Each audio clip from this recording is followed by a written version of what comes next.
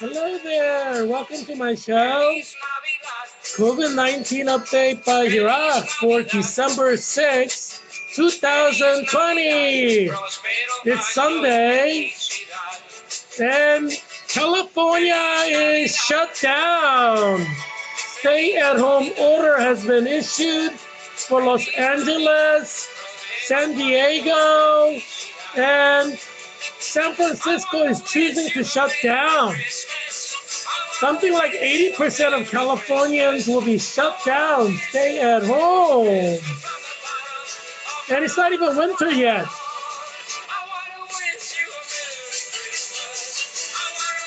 And Christmas is 19 days away.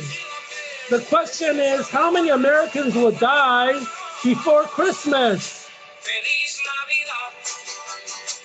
Well, you know, if you're a true Christian, born again Christian, when you die from COVID-19, you go to eternal life in heaven. So it's kind of like going back home if you're a true Christian. We're going home. Obviously, don't commit suicide, because if you commit suicide, then you go to hell. Merry Christmas! Feliz Navidad! Yeah, this is a great time. You know, whether you are living or whether you are dying, it's a great time celebrating the birthday of Jesus. Today is Pawnbroker's Day. Many Americans, including Christians, are becoming very poor because they lose their job because of COVID. And that's going to continue for next, 6 months? Many of you, millions, are going to lose your jobs.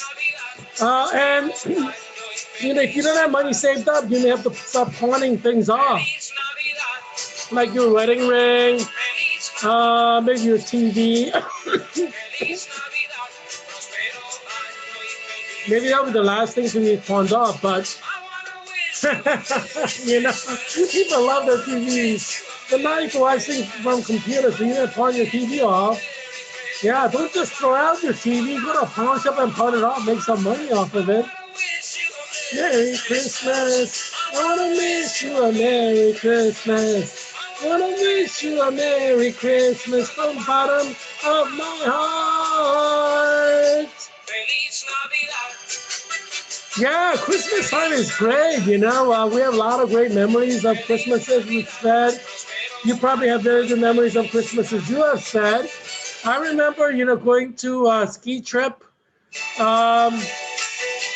in Austria with University of Cambridge or Cambridge University. One winter, and that was great because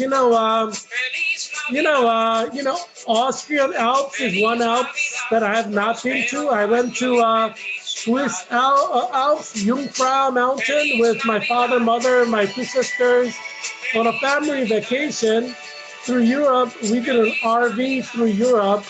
And you know, these, my dad's proteges who are pastors all over Europe, and pastor in Germany, pastor in France, pastor in Italy. They, you know, drove like nonstop to get us all over to Europe. You know, while, you know, we slept in the RV in the back. And we had a great trip. You know, we had like rotating drivers, but we had drove like nonstop all night long. So we, you know, cut down on time. You know, my dad's a pastor at a Korean church in Philadelphia. You know, he retired, but so you know, he had limited time to see Europe. So they drove all night long every day, like, you know, basically. And so, you know, one day we went to Jungfrau Mountain and Swiss Alps. And it was really nice to see how beautiful that was, you know. And I've always wanted to see Austrian Alps because of Sound of Music musical with Julie Andrews. I love the musical, you know, Do Dear, a female dear. And so, you know, it was a great opportunity to go see Austrian Alps and, you know, see how it's like, especially in ski season. And, you know, go on a ski trip with, you know, my fellow students at Cambridge University. So, yeah, so it was kind of nice, you know, to be able to do that. Yes, I have some photos. I've shared some photos before as well. And you see the photos of some of the ladies from um, Unum College in Cambridge. It's all girls college. And there are some guys from college in Oxford. What was the name of the college in Oxford? Uh, you know, um, some kind of exclusive, all the Cambridge and Oxford colleges are exclusive, but there are several, guys from this college kind of joined, and so I hung out with them, and we had a lot of fun. And then, I also got to meet some other people, like the blonde girl next to me is an Austrian that I met at the ski slope. Next to that is a student from Cambridge, but not from Unum College, some other college. Also, the girl below me, with a lot of snow. She's also from another college in Cambridge. There are like, a lot of colleges in Cambridge. I'm at Jesus College. You see my emblem here. And so, yeah, so, so it was fun. It was Feliz Navidad in Austria now. The girl, the redheaded girl next to me, she's from Unum College. Um, and she's really nice, and so it was a lot of fun, just kind of hanging out, having fun, in Austrian Alps, during the day people skied, and then I injured my leg, so I wasn't able to ski. I injured my leg after I signed up, and I was like, should I go or should I not go? But I'm like, I'm gonna go because hey, you live once. Injury is injury, but fun is fun. So I went and had fun. And in the evening we had like dancing and kind of fun, kind of parties. It's just like hundreds of college students for winter break. So during the day people ski, during the night you kind of party, and so we had a lot of fun. Just kind of hanging out. Um, yeah, I had a lot of fun. I have to be honest with you, I had a lot of fun. Um, yeah, so you may have some good memories of your college days. Maybe you went on a ski trip as well. It seems that it's not going to be possible to go on a ski trip this year for anyone in America or in Europe. I guess Swiss Alps are open, but a lot of countries are forbidding their citizens from going to Swiss Alps. But some are allowing them. So let's see what happens. Um, but U.S. has been having like close to 3,000, around 3,000 deaths every day. Today is a Sunday, so people are kind of at church and not really reporting on time. So figures will probably kind of go back to more normal tomorrow because today's Sunday, it's a holiday. Nobody likes working on holiday in America. As you know, day off is day off, right? Um, yeah, so we still have like 1,097 people who have died that's reported until now. The numbers will probably flow in later tonight, or maybe tomorrow morning. So right now, confirmed cases are 14,748,838. As you know, our United States has over 330 million people, so that's a drop in the bucket. There's less than 5% of Americans who are infected with COVID right now. And so COVID can infect like 30% of the population or 60% of the population. So like 200 million people can get infected. So we have a long way to go. Um, and that's why there are a lot of Americans who just don't believe in COVID because there are areas in America where nobody's infected with COVID. You know, like nobody in the whole town's infected with COVID. There are areas like that. It's kind of like there are areas in America where there are like no black people. Like if you go to some towns in America, there's like, you cannot see a single black person. But that's like that in Europe with most countries. Like when I went to the trip in the Austrian Alps, there were like no black people in the Alps. I'm telling you, there was like zero black people in the whole mountain. Yeah, and then we're talking about like hundreds of thousands of tourists. There were zero black people in Austria now. Zero. I mean, I didn't see a single black person the whole time I was there, like a couple of weeks. I didn't see a single black person. Um, so in Europe, there are countries, there are like major areas, regions that are like not a single black person. But in America, in cities, you have a lot of African Americans.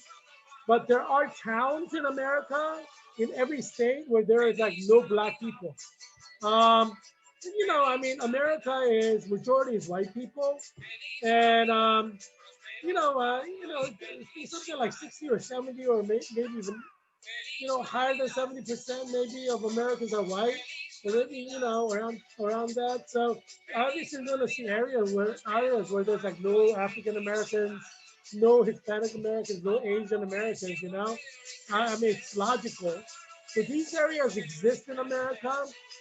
Obviously, there are more areas like that in Canada. Like in Canada, you have like whole regions like with no black person, no Latino, no Asian. Yeah, I mean it's what it is. If you go to Asia, 100% of the people are like Asian, except for few. It's like that with Africa. Really. If you go to Africa, 100% of the people are black, except for a few other people. But so it kind of gives you perspective about race and continent and national identity, right? Or demographics. So yeah, but in Austria, there's like I didn't see a single Latin American. I didn't see a single African American. Um, you know, um, you know, and there were some Asians from Cambridge University, but there were no Asian American. I mean, there were some Asians from Cambridge, but there weren't any Asians in Austria, like no Koyoko. So yeah, I thought it was kind of interesting, but yeah, it's like that, in a lot of parts of the world. I'm sure if you go to Mexico, there are areas where 100% are Mexicans, and Brazil, 100% of the people are Brazilian. So it's like that. It's not like, it's like that in every country, right? There are places in Korea that's 100% Korean, places in China that's 100% Chinese. So that's a normal thing. Um, yeah, United States right now has 282,231 deaths. Arlington, Alexander Falls, Church, and Fairfax County, it's majority white people. I don't know if you know that or not, but Arlington, I think, is like 70% white. Yes, I think it's more like America. The composition of Arlington is more like America because majority are white. Um, Blacks are not the majority among the minorities. Latinos are. So I think there's like what 10% Latino in Arlington. Most of whom live in my zip code 22204. I mean, there are those who live outside of the zip code too, but this is a very Latino concentrated area. You don't really see too many African Americans in Arlington. You see a lot of Latinos. Um, a lot of Asians live like in Fairfax County more than Arlington. So you don't see as many Asians either, but some you see, but I think Latinos you see the most. Um, I feel comfortable around Latinos, I kind of look Mexican, so, you know, but yeah, Arlington County is, I think, majority, over 50% are white people. We have like 100 different nationalities represented, but they're immigrants from like Germany, and they're immigrants from like Austria and France and England, Italy. So these are like white people who immigrated. So, obviously there are Ethiopians, Eritreans as well.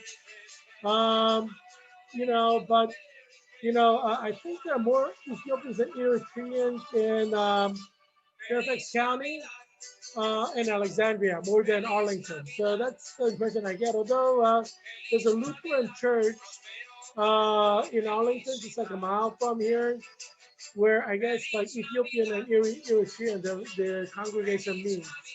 Um, but it's an interesting area, Arlington, Virginia. I don't know, there are a lot of people watching this show who are outside of the United States or outside of Virginia or DMV zone, Virginia, Maryland, DC.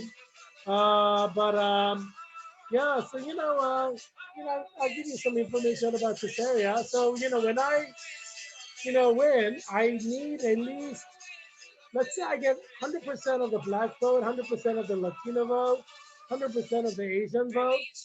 Um, what I have is like less than 30% of the vote.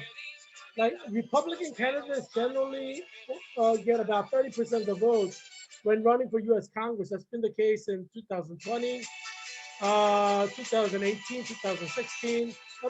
Around 30% of Virginia's 8th district vote.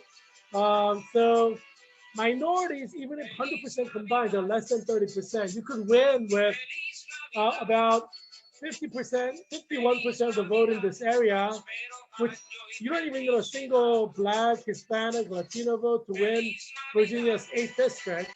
All you need is like 51% of the votes in the Virginia 8th district, let's say around 400,000 votes or whatever, or if you don't count the children, maybe 200, to 300,000 votes. Um, and you only need like white votes, which is kind of an interesting dynamic because there are a lot of reasons like that. If you just get like 100% of the white vote, you win. Uh, and so a lot of presidents have kind of played into that and won. Um, like President Trump in 2016 played into that white card. He didn't do that so much in 2020. That's why he didn't really, he had trouble winning white votes. But yeah, he just played the straight white card in 2016. He played a straight white card. Like Ronald Reagan did not really even appeal to Hispanics or Blacks or Asians. He just appealed to white Americans. And he won a landslide victory because if you can just persuade majority of the white people to vote for you, then your presidency is in the bag. The problem comes when you start trying to like appeal to everybody uh, in a presidential race because white people don't always like it when you do that. Uh, like when you try to appeal to everyone, there are white people who get offended. There are white people who say, that guy is like, liberal, goosey, he wants to appeal to everybody, and they won't vote for you. So President Trump lost a lot of white vote in year 2020 elections because his, campaign managers tried to appeal to all the races. And to be honest with you, that's not the best strategy to win a presidential election, right? All you need is like majority white vote to win. Um, but if you are not able to unite the white votes behind you, then you can't win. And so that was the problem of President Trump in 2020.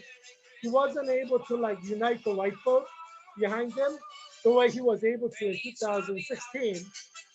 He could have, but he was trying to appeal to all the races, and that or not President Trump per se, but his campaign managers. Now that's probably the biggest mistake of that campaign, uh, because I mean, if you are focused on winning, all you have to do is unite the white vote behind you. That's all you have to do. Then you can win every presidential election. Um, and Ronald Reagan did that. He didn't make gestures to any minority groups. He didn't try to paint himself as like multinational or multi-ethnic. He didn't do any of that. He just appealed straight to white voters, and he won a landslide victory. And he's an actor, and he deals with a lot of different races in California, and I think he understood that a little bit better, the dynamics of America. I think President Trump in 2016 did not quite understand the dynamics of America, but he just kind of went on a gut instinct, or maybe it was he followed the direction of Steve Bannon, who was a genius political strategist, and Donald Trump did not have Steve Bannon this time. So had he had Steve Bannon, he probably would have won 2020 by a landslide in every state. But if you don't use a good advisor, then you're not going to win. And Ivanka Trump is not a good advisor. Jared Kushner is not a good advisor. And Team Trump just sucked. And let's be honest here, they never focus. When you try to appeal to everybody, then you appeal to nobody. Or you can get little votes from everybody, but you don't get like enough votes for a landslide victory. So the strategy from the very beginning was flawed. Team Trump strategy was very flawed. I mean, President Trump can still win through recounts, because there's like 50-50 right now. And let's see how brilliant President Trump is. Because if he's brilliant, he could win it and rule for 4 more years. History is filled with conflicts like this where it's basically test of wills and test of brains, right? Whoever is more clever will win. When you have a conflict like this between Donald Trump and Joe Biden, which is like nearly 50-50, if Donald Trump is brilliant, then he'll win. If he's not, then he will not win. And it's not just about brilliance, it's about the will, right? President Trump has to want to win. If he doesn't want to win, then he won't win. So it's kind of like going after a girl, right? You know, some guys, they're like, they just go crazy, you know, and possessive and get the girl. Other guys are more respectful of the women's decision and, you know, they don't always get the girl. So that's why they say nice guys finish last. Um, and it's like that with presidential race. We have 1 month left. President Trump can still win because in history, we have examples like this all the time. Obviously, if President Trump doesn't win, he's going to fade into history and he's going to have no influence. I mean, if you lose position of power, you have no influence. I mean, how much influence did Barack Obama have in the past 4 years? Right? You have influence because you have position of power. You have an official position of power.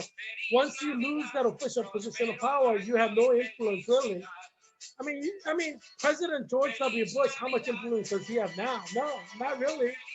Um, if you leave position of power, you really have zero influence. I mean, you know, you're just like an old guy, and who wants to see you just come out all the time, you know?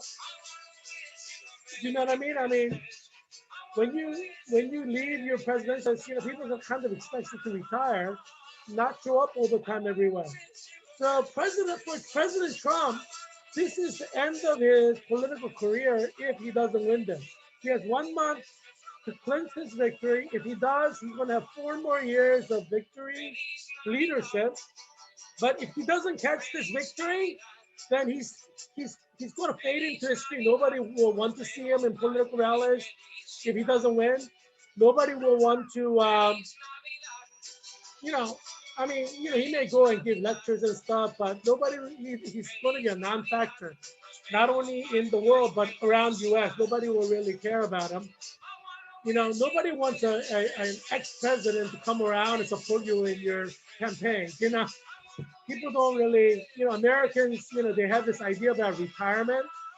So whenever the president leaves office, they expect him to retire and they don't want to see him. So that's going to be the case with President Trump as well. If he cannot manage to win this presidential election by January, nobody will want to see his face around in the future elections. That's just the way things are. People are that way. They have their way of doing things. And so for President Trump, it's like now or never. You know, nobody will want to see him.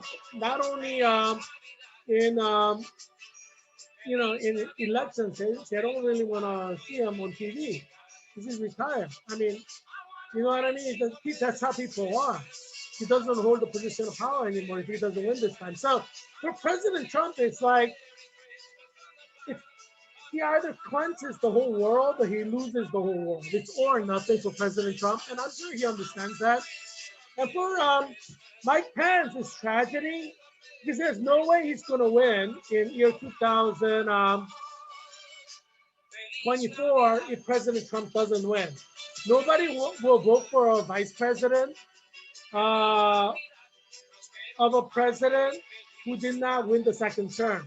So Mike Pence's future is over if President Trump doesn't win. Nobody's going to vote for Mike Pence in year 2024 if President Trump doesn't win. If President Trump wins, then Mike Pence has a shot at becoming president. He's a good man. I think he'll make a good president. But it's all about being lucky in history, right? And you make your own luck. So for Mike Pence, this is all or nothing as well. If President Trump fails to clinch victory for January, Mike Pence's future is over. I mean, even, it's basically over. He's not, he has no chance of becoming president. Um, because, there's this thing called momentum. You can't take 4 years off and then run. I mean, he's not a senator, right? He's the vice president. President Trump doesn't win, he's like nothing. He's no longer vice president. He's no longer senator. What is he going to do for 4 years? He's going to be out of the scene. I mean, he can try to run for U.S. Senate again. But obviously, because he took 4 years off, I mean, nobody will want to vote for him for president because he's like an ex-vice president for 4 years doing nothing really, right? So Mike Pence's future is over if President Trump doesn't clinch. I mean, he could run for president again, U.S. senator again, and he may win, but he will not become the president in 2024 or 2028. That's like if President Trump doesn't win. So for Mike Pence, it's all or nothing for him either. You see what I mean? So, and the problem is if President Trump wins, it helps all the Republicans who want to become president in 2024 because there's a momentum. But if the momentum ends, the chances of winning becomes dwindled because it's hard to lose a second term unless you change your strategy radically, and that's what President Trump did, which is the biggest mistake he's made. If he stuck to the game plan of 2016, he would have won the 2020 election by a landslide. It's not like, he changes his tune. People are going to say, oh, we love you. People who hate him will continue to hate him. But if he changes his tune, which he did, then people who love him, some of them will leave. And that's what they did. I mean, you never change game plan, mid-plan through a game if it's working. And President Trump abandoned the working game plan that Steve Bannon gave him. The biggest mistake President Trump did was firing Steve Bannon because he is the brains behind the victory of 2016, without whom President Trump would not have won in 2016. So you throw away your brains, obviously, he's not going to win. But, lucky for President Trump, he still has chance to win. I mean, as I said, it's all based on whether he is a strong enough man to do it. If he's a weak man, then he's gonna, obviously go down in history as a failed president. Any president who cannot clinch second term is gonna go down in history as a failed president, obviously. So President Trump could have been one of the greatest presidents in the history of America, but if he doesn't win the second term, he's gonna remember in history as one of the failed presidents. So he's gonna lose his legacy if he doesn't win. So he's what I call a tragedy waiting to happen. If President Trump quits, he's never going to be remembered in history as a good president. He's not. Because by definition, if you can't win the second term, you didn't have a popular mandate. How can you lose as an incumbent, unless you did something really bad? So historians just 10, 20, 30, 40, 50 years ago will say, look, the proof is in the pudding. President Trump did not win the second term, therefore he's a bad president. Nobody's going to care about him, So, for President Trump and his legacies, his victory is all or nothing, because if President Trump loses this bid, all of his legacies will be taken out one by one by Trump enemies, and they're going to be effective in taking out Trump legacy without any problem, because if President Trump doesn't win, then everybody's going to assume that Trump family is weak. And, it's like they smell weakness, they're going to go for the kill. Yeah, every member of the Trump family will be taken out one by one by their enemies, millions of enemies that they have now. You know how business world is ruthless? I mean, geez, you will see Trump empire like carved up in the matter of months, it was like all gone. So yeah, I mean, for Trump dynasty, Eric Trump, Donald Trump Jr., Ivanka Trump, this is a turning point. Either they win and then continue on victory, or they lose and they lose everything. Future posterities will lose everything. Um, yeah, so it's all or nothing for the Trump dynasty. And let's see if they're clever enough to win this thing, because they can. They're within reach, right? It's like a 50-50, and they have support of millions of American citizens, which they can capitalize and weaponize politically for their victory. But let's see how clever they are. They don't have Steve Bannon, so they may not be able to do it.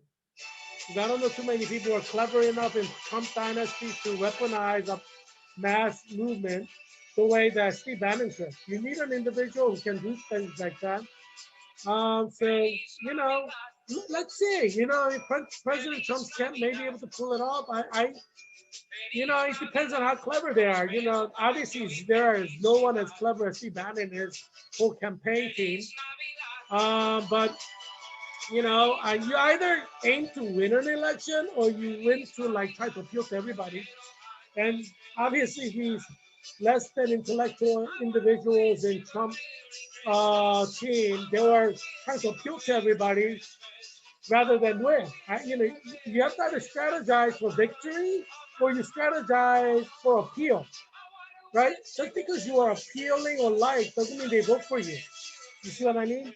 Uh, Strategizing for victory in any scenario is different from strategizing to be liked, right? Remember the saying, nice guys finish last. Just because people like you doesn't mean you will win. You can win. There are moments in history where nice guys win, like power, but that's rare, right? Generally, it's the ruthless people who win power, ultimate power. You see what I mean? So President Trump has to be ruthless in the way he grabbed this victory. If not, then he's going to fade into history. I'm sure Biden has ruthless side too. Anybody who's at the fairly high top have ruthless side. Um, Obviously, they weigh the balance, right? Because they're looking for their self-interest and they're afraid that they could invite a war that they cannot win. So good politicians do not start anything that will end up in a war that will completely destroy them politically or economically or socially.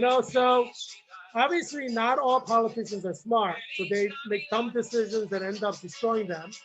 But let's see, this is a very exciting period of American history because it's an all or nothing for President Trump. If he wins it, he has 4 more years. Uh, after after his term is over, another Republican will win. Um, Probably on the following 4 years, whether it's like Pence or Marco Rubio or Ted Cruz or John Cochran or Governor Abbott or Governor DeWine. We don't know who will run for president 4 years from now, but they have better chance of winning if president secures next 4 years because it's a momentum. You need the momentum. Uh, and President Trump's not going to run again after 4 years. Without the momentum, it's hard for anybody. That's why you have an advantage as an incumbent. It's hard for incumbents to lose because you have the momentum. So let's see. How clever Ted Cruz and Marco Rubio and John Cochran and DeWine are, because if they want to be president, then they have to ensure that President Trump wins next 4 years, right? I mean, that's in their political interest. Without that, they cannot win in 2024. Um, or they have very, they have, their chance of winning is very low. From a strategic perspective, I mean, obviously things can happen and things can change economically, environmentally, socially, but generally it's hard for incumbents to lose. Um, yeah, so so let's see how clever the Republican Party is. It's kind of an interesting time right now. Let's look at top five COVID-19 cases in Latin America. Brazil is number one at 6,603,540 cases. 176,941 people died. Argentina is number two at 1,463,110 cases. 39,770 people have died. Colombia is number 3 at 1,371, 103 cases, and 37,808. These are all dying at 3% of the national COVID-19 case rates. But Mexico shows that they're dying at 9%, and there's a significant difference in the death rate. Although it's number 4 at 1,168,395 cases, the death rate is over 100,000 at 109,456. So if you have a higher percentage, you're going to have higher deaths. Like when ICU beds run out, you're going to have higher percentage of people dying. And so that's something that you have to worry about.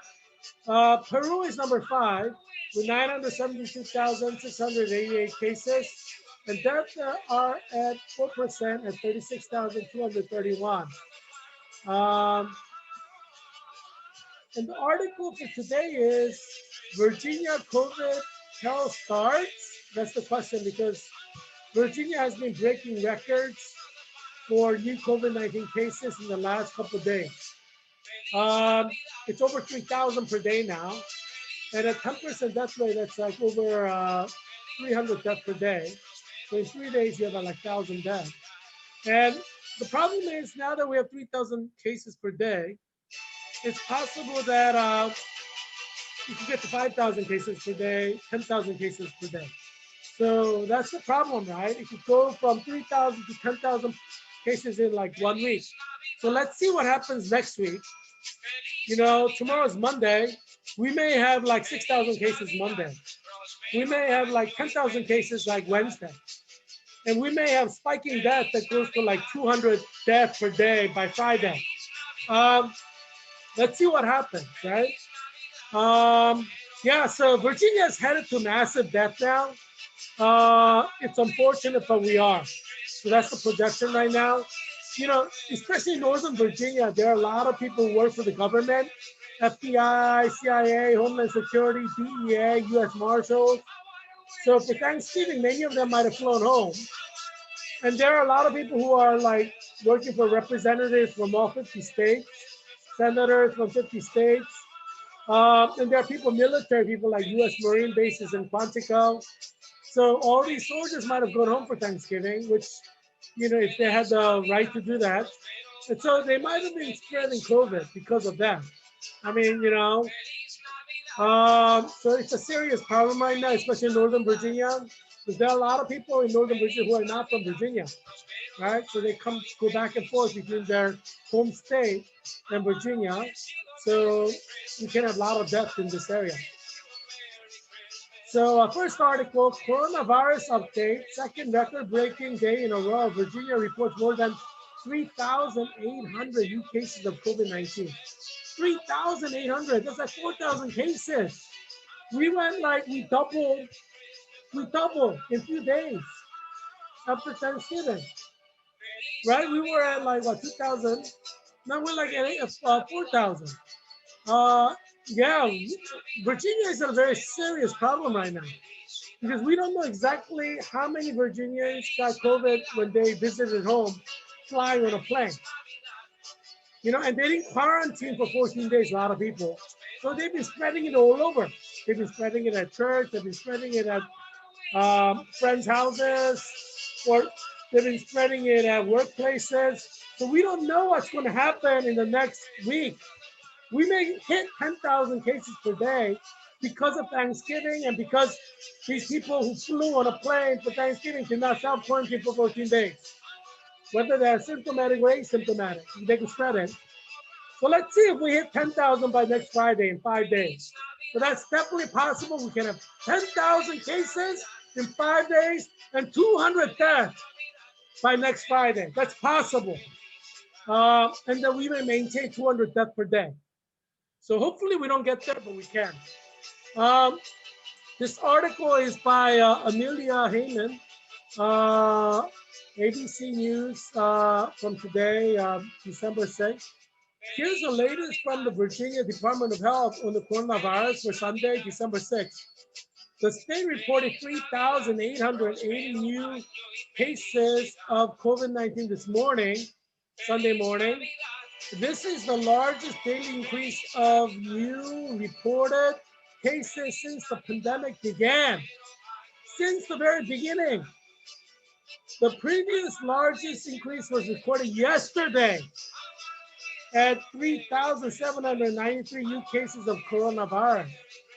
The VDH, Virginia Department of Health, did not say today's increase was due to a backlog. It's new. The total number of coronavirus cases in Virginia now is at 255,053, and the number of deaths related to the virus has reached 4,200. That's easily going to go over 10,000 in the very near future, maybe before, probably definitely before Christmas, unfortunately. Because look at the cases, they're spiking. Second article, Northern Virginia not spared from state's COVID-19 spike. So we're in Northern Virginia and Arlington. Virginia 8th District. I'm running as a U.S. Congress in Virginia's 8th District, which includes Arlington, Alexandria Falls, and Fairfax County. So this is in Northern Virginia. Arlington borders Washington, D.C. So the number of people currently in hospitals in Virginia has also risen to record 1,969. On November 30th, the record was 1,658. It went to 1,757 the next day. And except for a couple of single-digit drops, it's gone up daily since then. It's going to continue to go up. In Arlington, for example, 152 new cases of virus was reported for December 6th. That's today. So there's a big spike, breaking the previous record of 105 set on December 5th. So we set a record yesterday for 105. Yesterday, December 5th. And it went up 50% from the record-breaking number yesterday, December 5th, of 105 to 152 today on Sunday. 50% increase. This is crazy. Can you imagine what's going to happen if this keeps up the rate?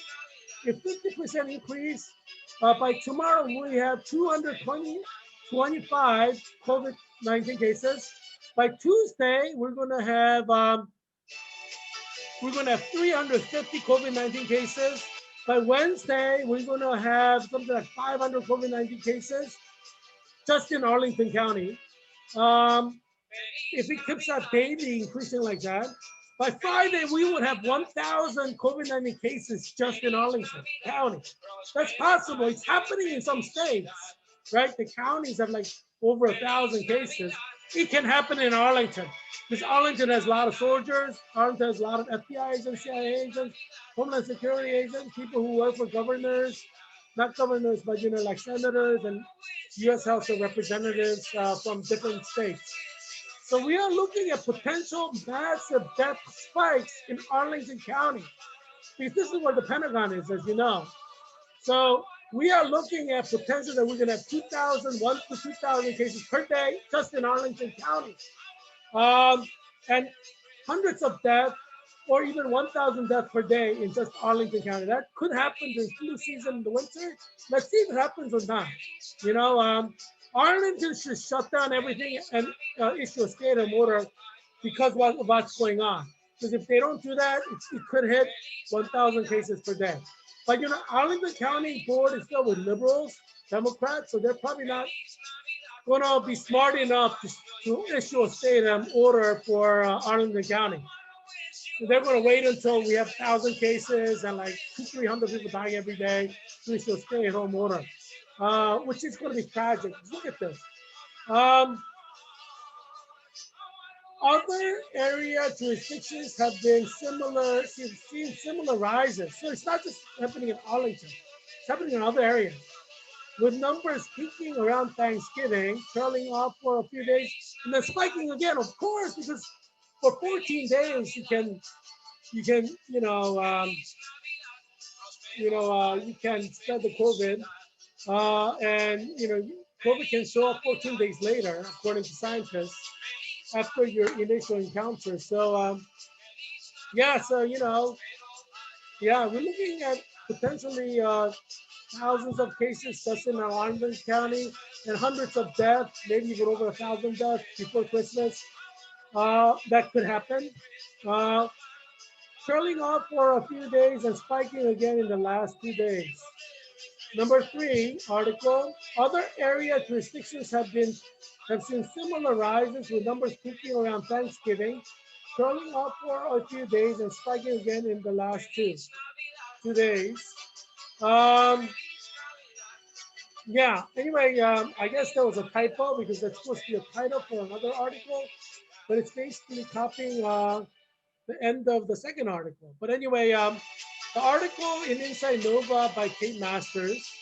The content is still there. And it says, over the past few days, Virginia has reached a green milestone. More patients hospitalized for COVID-19 than any other point in pandemic, including April, March, and May. Those numbers are rising across the state of Virginia, with increases reported in each of Virginia's 5 health regions. Everywhere it's growing in Virginia, according to data from State Department of Health. But nowhere is it spiking more acute than in the Southwest, where numbers of beds occupied by COVID-19 patients has soared from an average of 76 a day in late April to 361 as of Wednesday. Look at the increase. That's like 500% increase. Can you believe that?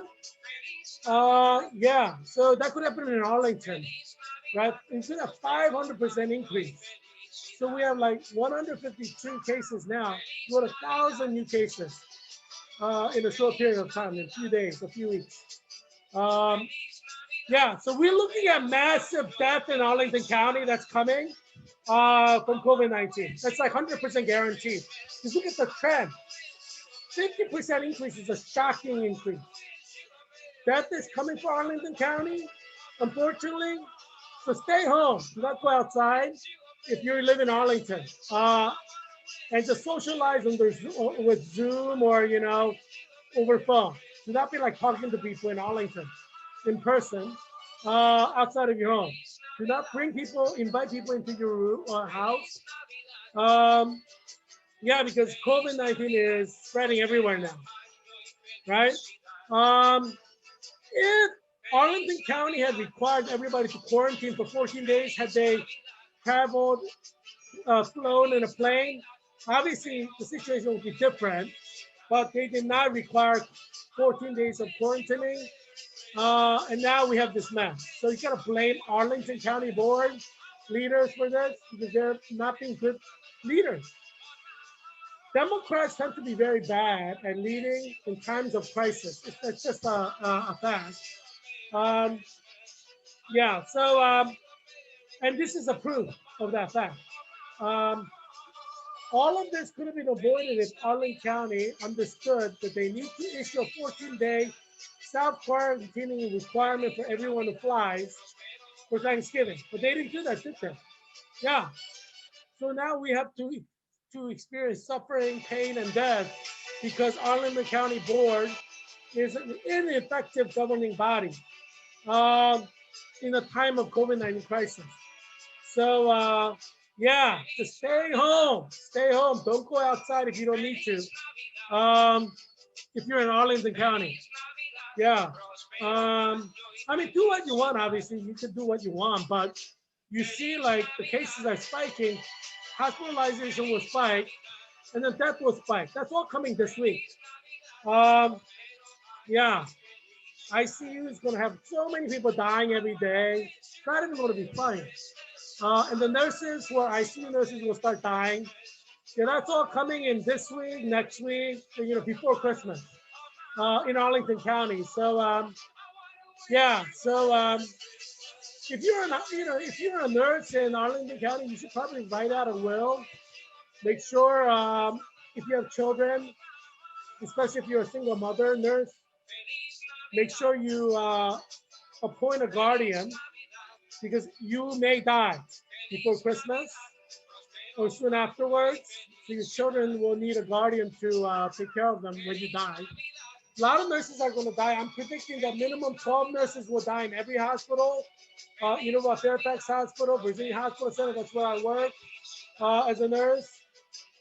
MedStar Georgetown Hospital, MedStar Washington Hospital Center, um, Children's National Hospital, Suburban Hospital in Maryland, Sibley Hospital in DC, George Washington University Hospital in DC, um, Adventist Hospital in Shady Grove, Maryland.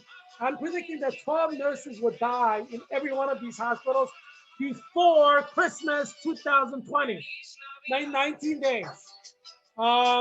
And I believe that will happen because you get the numbers spiking.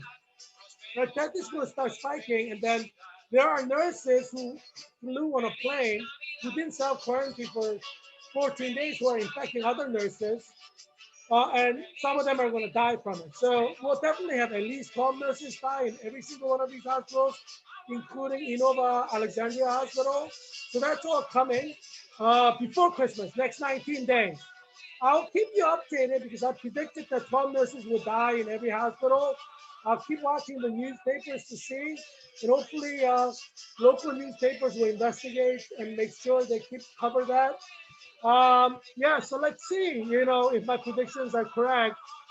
In next 19 days, every hospital will have 12 nurses. Well, yeah, some hospitals already have nurses die. So, yeah, minimum 12 nurses will die. Um, yeah, so obviously I don't want them to die, but look at the cases. It's spiking. It's happening. It's happening like I said it will happen. Yeah, so let's see what happens tomorrow. Tomorrow's a new day, Monday. We may have 6,000 new cases in Virginia. So let's look for numbers. So tune in tomorrow to this show, COVID-19 Update by Heerak, to keep up with COVID-19. Death is coming for Arlington and Virginia's agency, that's for sure. So tune in tomorrow, keep up, keep updated. Be careful, stay home if you can.